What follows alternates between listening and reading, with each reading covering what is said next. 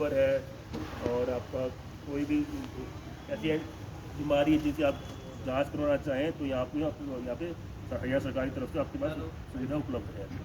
हमारे बीच में doctor retired SDO साहब हैं और ये हमने इनको स्पेशल आज एज एक्सपर्ट बुलाया है ताकि आपके जो कि रोज़मर्रा की आपको पशुपालन में दिक्कतें आती हैं, आपके सवाल हैं आपकी, और जो कोई नई नई चीज़ें हैं वो डॉक्टर साहब बताएंगे।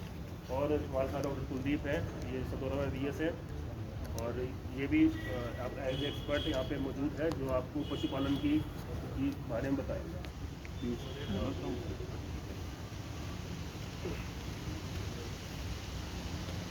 धन्यवाद डॉक्टर अबूजा, डॉक्टर अंजू।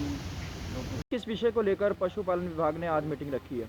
ये जो है ना, मैं डॉक्टर दरबीर सिंह SDO हूँ रिटायर्ड, और जो है हमारा डिपार्टमेंट पशुपालन विभाग एनिमल हस्बेंड्री डिपार्टमेंट, ये जो है रफ्तार कैंप लगाया आज। और मेन मकसद ये है कि आम पब्लिक को, खासकर जो पशुपालकों को, पशुपालन संबंधित बातें और हमारे महकमे के द्वारा चलाई गई विभिन्न स्कीमें उनके बारे में बताएंगे, जिस कारण उनकी जो है इनकम बढ़ जाए। एक तो ये बात है। दूसरा, वो पशुओं का रख रखाव और उनका लालन पालन अच्छी तरह से कर सके। तो इनकम बढ़ने की आप बात बता रहे हैं, तो इसमें इनकम का जो सोर्स है वो कैसे बढ़ सकता है? इनकम का सोर्स ऐसा है कि अब आप जानते हैं कि जो है ना, ज़मीन है वो तो बढ़ नहीं रही, ज़मीनें तो कम होती जा रही हैं। जो है, जो पहले किसी पे 10 एकड़ थी, आज उसका डिवाइड होती जा रही ज़मीन। तो जो ग्रामीण इलाकों में विशेष करके, और जो गरीब आदमी पशुओं को रखता है, तो वो अपनी इनकम पशु पाल कर ही बढ़ा सकता है। तो अगर वो पशु रखेगा और पशुओं को अच्छी नस्ल के पशु रखेगा, अच्छी तरह रख रखाव करेगा, तो उसका दूध ज़्यादा होगा पशुओं का, और दूध ज़्यादा होगा तो उससे उसकी इनकम नेचुरली बढ़ेगी। इसके अलावा, दूध के अलावा पशुओं से और भी बहुत इनकम है, जैसे बायोगैस प्लांट लगा सकता है। अब जो मेन प्रॉब्लम क्या आ रही है हमारे को, ऑर्गेनिक खेती की आ रही है। जो हमें जो हमारी जो फसलें हैं, एक तो ज़मीनों की जो है उर्वरक शक्ति कम होती जा रही है। DAP वगैरह की बजाय हम ऑर्गेनिक खाद बोएं, ऑर्गेनिक खाद से खेती करें, तो उससे एक तो हमारे जो है पब्लिक हेल्थ, उसको बेनिफिट होगा, पब्लिक हेल्थ को बेनिफिट होगा। सेकेंडली जो है अच्छी फसल और सब्जियां वगैरह मिलेंगी, वो भी हमें बेनिफिट है।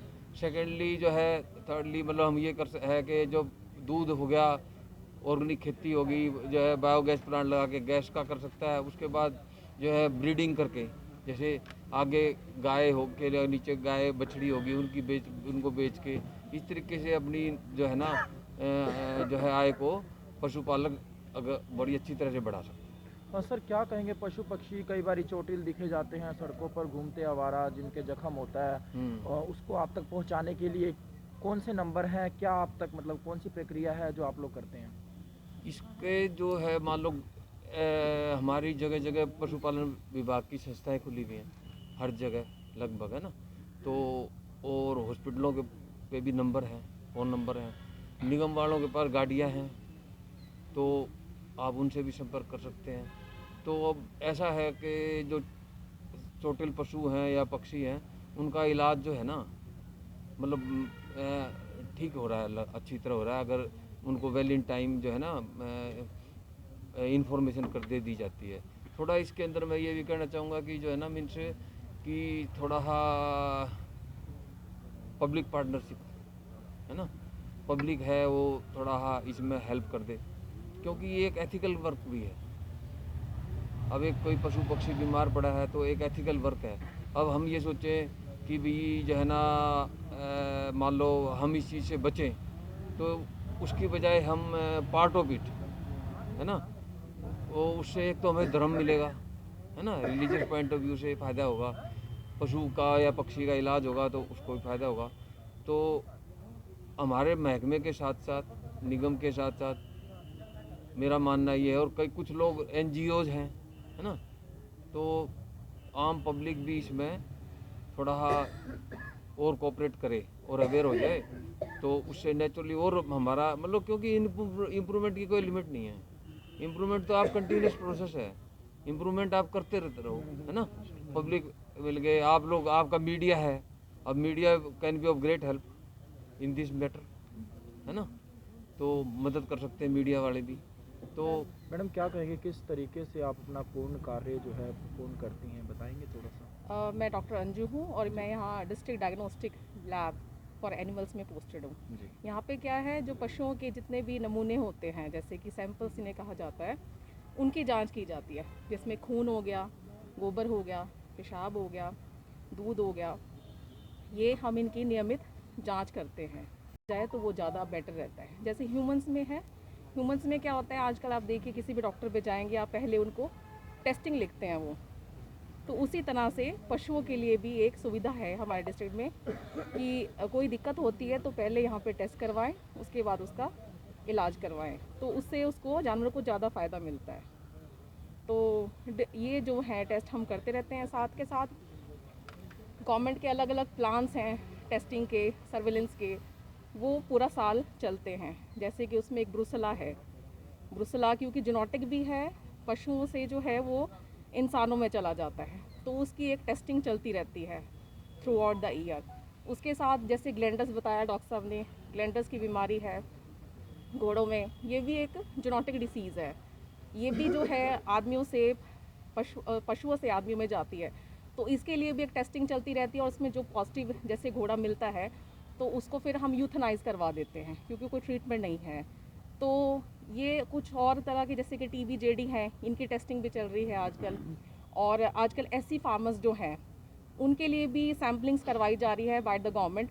तो उनके जो हैं पशुओं की जैसे कि मिनरल एस्टिमेशंस हैं और क्या कहते हैं जेडी की है, ये कई तरह के टेस्टिंग हैं जो हम उन लोगों को प्रोवाइड करवा रहे हैं ताकि उनको पशुओं को आगे लाभ मिल सके। तो थ्रू आउट द ईयर हमारी ये प्रोसेस चलती है टेस्टिंग की प्लस सर्विलेंस की, जो गवर्नमेंट रन करती है। तो इस तरह से हम पशुपालकों को लाभ पहुंचाते हैं लैब के थ्रू। ठीक है टेस्टिंग वगैरह की, तो आपको लगता है कि जो आम जनता जो इन्हें पालती है वो इस स्कीम का लाभ उठाते हैं या आकर यहाँ पर टेस्ट करवाते हैं पशुओं के? देखिए, जो केसेस हमारे पास आते हैं क्योंकि यहाँ भी हम बेटर उसको एंटीबायोटिक लगा सके, क्योंकि एंटीबायोटिक रेजिस्टेंस की आजकल बहुत प्रॉब्लम है।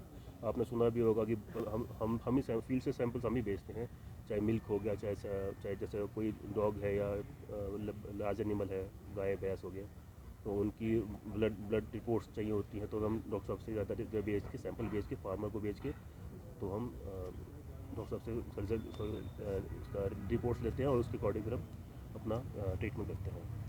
और मैं आपके थ्रू एक और बात करना चाहूँगा, मैं सभी पब्लिक को कहना चाहूँगा कि पशुपालन विभाग आपकी सेवा के लिए है। तो वो पहले क्या होता था कि पहले साल में 4 बार वैक्सीन लगती थी। अब पूरे देश में हरियाणा इकलौता प्रदेश है जहाँ पर 2 बीमारियों की एक ही वैक्सीन लग रही है। तो अब क्या है कि 6 महीने में, अब साल में जो 4 लगती थी वो 2 लगेंगी और धीरे धीरे वो साल में 1 बार हो जाएंगी जैसे जैसे टाइम चलेगा।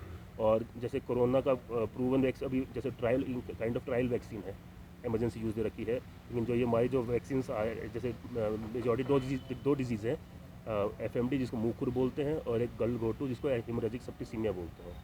तो ये वैक्सीन प्रूवन है, क्योंकि अब देखिए वैक्सीन कोई वैक्सीन लगेगी तो बॉडी में स्ट्रेस जाएगा, तो बॉडी रिएक्ट करती है, तो थोड़ा बहुत उसमें उस रिएक्शन में थोड़ा दूध, क्योंकि हम इकोनॉमिकली पशु को दूध के थ्रू नापते हैं, तो वो थोड़ा बहुत कम होता तो फार्मर घबरा जाता है कि मेरा दूध कम हो गया। लेकिन अब वो ये नहीं देखता कि अगर एक बार वो डिजीज़ आ गई, HS जो मुँह गलघोटू, उसमें तो पशु की तो निश्चित मौत है, और जो मुँह खुर की जो बीमारी है उसमें वो आ गई तो जितना भी उसका पूरे साल की कमाई है वो 1, 2, 3 दिन में निकल जाएगी। तो हम घर घर जाते हैं, हमारा पूरा स्टाफ जाता है, जैसे अभी लगा हुआ इस काम में, हम घर घर जाते हैं अपने कोविड प्रोटोकॉल के साथ जाते हैं। और जैसे डॉक्टर साहब ने बताया ब्रुसेला के बारे में बताया था, तो वो एक ज़ूनोटिक डिजीज़ है। जैसे कि ज़ूनोटिक डिजीज़ ये हुई, जैसे आप कोरोना पशुओं से आदमियों में आई, सेम चीज़ है ब्रुसेला जो पशुओं से आदमी में आ सकती है। तो उसकी बचाव की वैक्सीन है, लेकिन वो वैक्सीन लगती है सिर्फ कटड़ियों या बछड़ियों में, और वो लगती है 4 से 8 महीने की उम्र में। तो हमने अभी फरवरी में वो भी अभियान शुरू करेंगे हम। तो आपके माध्यम से हम, मेरी पशुपालकों से यही अपील है कि जिसकी भी 4 से 8 महीने की बछड़ी या कटड़ी है वो अपने नज़दीक के पशु अस्पताल में अपना नाम लिखवाए, क्योंकि उसमें दिक्कत क्या है कि वो एक वाइल में 10 वैक्सीन है। तो जब तक 10 पशु नहीं होंगे वो वाइल नहीं खुल सकती। तो वो वाइल खुल गई तो 10 वैक्सीन लगनी है। और उसमें क्योंकि वो जूनोटिक डिजीज़ है तो जो लगाने वाला उसको भी खतरा रहता है, तो वो सारी अपना सारी प्रोटेक्शन के बाद ही वो वैक्सीन लगाता है। तो जैसे ही 10 होंगे पशु तो वो वैक्सीन पशु चिकित्सालय द्वारा लगा दी जाएगी। तो हमारे 25 अस्पताल हैं पूरे यमुनानगर में, और इसके नीचे अलग अलग पशु डिस्पेंसरियाँ भी हैं। तो आप वहाँ संपर्क करें, पशुपालक जिसका भी जो भी नज़दीक पड़ती हो अपना नाम लिखवा दे, और जैसे ही 10 अगले महीने शुरू होगा अभियान तो वो लगा दिए जाएंगे ना है।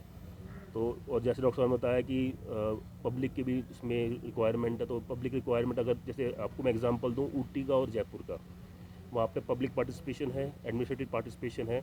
वहाँ पिछले 10 साल से रेबीज़ का एक भी केस नहीं हुआ। और रेबीज़ एक ऐसी बीमारी है जो एक बार हो गई किसी को तो उसमें डेथ होनी ही होनी है।